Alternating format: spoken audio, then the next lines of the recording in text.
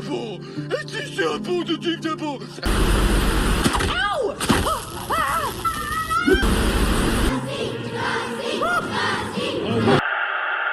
The year is 2005, and one of the most raunchy holiday comedies was created. That, my friends, is called Just Friends, starring Ryan Reynolds and Amy Smart. This movie, I feel like, was ahead of its time because it broke the formula of a normal Christmas movie, but also very dated by some of the remarks and jokes that were made in it. Either way, it is one of my faves, and I would like to revisit that today. Hi, my name is Bridget, and I am a TV and movie lover. And today we are diving in to the classic Just Friends. So we start the movie by teleporting back in 2005, where Chris is not only a loser, but heavily overweight. If you know anything about the 90s and the 2000s, they love to put in a physically fit, attractive person in a fat suit, make them do something silly, and make fun of them. And this movie is no exception to that. I swear, like a shadow that's by your side. Chris has this brilliant plan to tell Jamie, his best friend, that he is madly in love with her. They just graduated. He feels like this is the perfect time. But of course, hijinks ensue, and it does not go the way that he wanted it to. Oh my god! Please don't do that. But I want to be more than that? I love you, Chris. Like a brother. You jerks! That has to be one of the most mortifying things to ever happen to a person. You pour out your heart and everybody sees you get rejected. That was the last straw for Chris. He leaves and has no intention of ever coming back to his hometown. Now, since Chris never got laid in high school, he has a few ground rules to avoid ever being in the friend zone ever. Don't do that, okay? Don't do lunch. Why? That's like the express lane to the friend zone. Next, we go into what he does for a living. He works, I think, as like an A&R rep or something with the music business. He is forced by his boss to go out with somebody who is a psychopath. She is played by Anna Faris. And honestly, this movie solidified that Anna is one of the greatest comedic minds of our time. You guys are assholes! You're assholes! Switch her Ron, off, you're an guys. asshole! What always trips me out is that Samantha James apparently was based off of Ashley Simpson. I don't understand the correlation. Apparently, after the whole SNL thing, they decided to do this parody in this movie.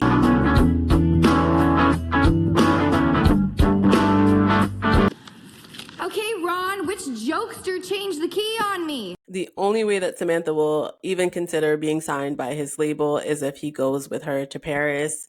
So that falls under extortion and definitely harassment. Two things that they love to put on their characters in movies in the 2000s. The container said microwavable. But the aluminum foil wasn't. Well, I'm not supposed to worry about stuff like that. I'm the talent. Due to the immediate stop of the plane, they are now stuck in Jersey for the night. And Chris runs into a few friends and finally sees the woman of his dreams 10 years later. Jamie?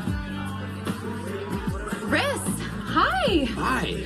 It is not lost on me that they made Jamie Palomino basically a townie. While Chris was this huge big shot in LA, like she's supposed to be some kind of villain for not wanting to sleep with him in high school. But anyways, Chris wants to spend more time with Jamie, so he makes sure Samantha is distracted and he goes on a date with Jamie. Now, Chris has this brilliant idea of being a jerk as he thinks Jamie is attracted to jerks because he is a nice guy.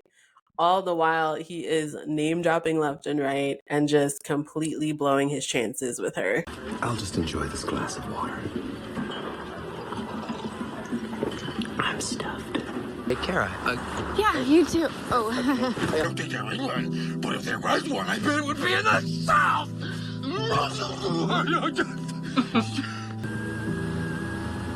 I left my gloves in the car. If that were me, I would literally pass away from embarrassment. I don't know how one comes back from that, but that is not the last time these two see each other. He wants to give it yet another go. I completely forgot about Samantha. Let's check in with her. Small people, they come and go. Small people, they just don't know. Get back. Ow!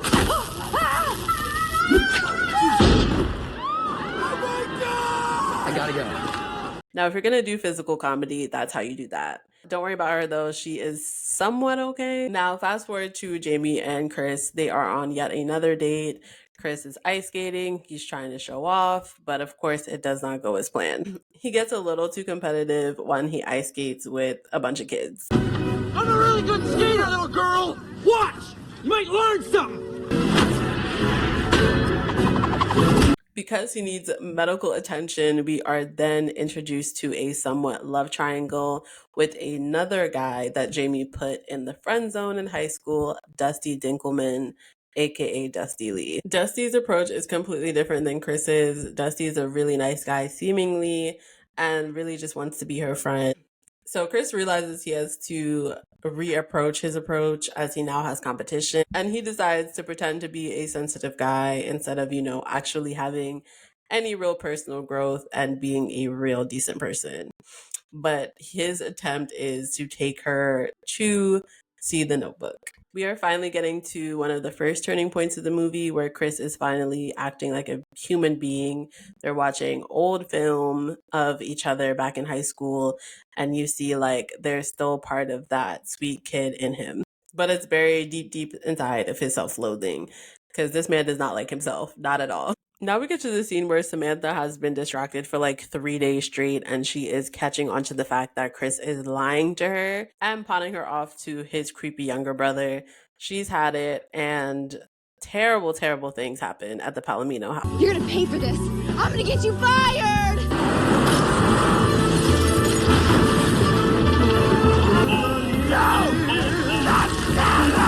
The destruction of the Palomino household is somehow a turn on for Jamie, and her and Chris spend what is supposed to be like their first night together as adults. What's on your mind? President Bush, the first family. Really? Even though the night did not go as planned, Chris not being able to sleep with her is supposed to signify growth. He's realizing now that just one night isn't going to be enough, that he actually wants a life with this girl. But in true Chris fashion, he further ruins any chance of them being together. Oh, and plot twist, Dusty is a huge D-bag. It is going to be sweet revenge on Jamie Palomino for keeping us in the friend zone all those years. What is the matter with you? This is a Christmas concert for children! You liar! Oh, and if you think that's bad, he gets drunk and makes it even worse. I'm not walking away. I'm running back to my great life in LA. Great, we'll have fun. You have fun being the girl who peaked in high school. Yeah, as we're seeing, Chris takes one step forward and like 15 steps back. This man does not deserve to be in a relationship whatsoever. He takes his ass back to LA, which honestly, he probably should have stayed there. But after a encounter with Samantha, he ends up going back. Why are you back here? Because I want to take you on a date, and I want to have babies with you, and I want to marry you. So in the end, Chris learned virtually nothing and ended up getting the girl. I mean, there was some character growth in it. This movie is just near and dear to my heart because I saw it when it first came out, and I've watched it every single year since. And it really is funny. But as far as the lesson, it's very murky because this man barely changed and still got the girl. But either way, that concludes Just Friends. What did you guys think of the movie? Will you be watching it this Christmas season? Is this one of your favorites? Did you not know about it? Let me know in the comments, and please let me know what movie you want me to do next. Thank you so much if you made it this far. Please remember to subscribe, and I promise to do these more frequently. I have sucked so bad at this YouTube thing, but I am really trying this time, you guys. 2025, I will try to upload at least once every 2 weeks. And I will see you guys next time. Bye.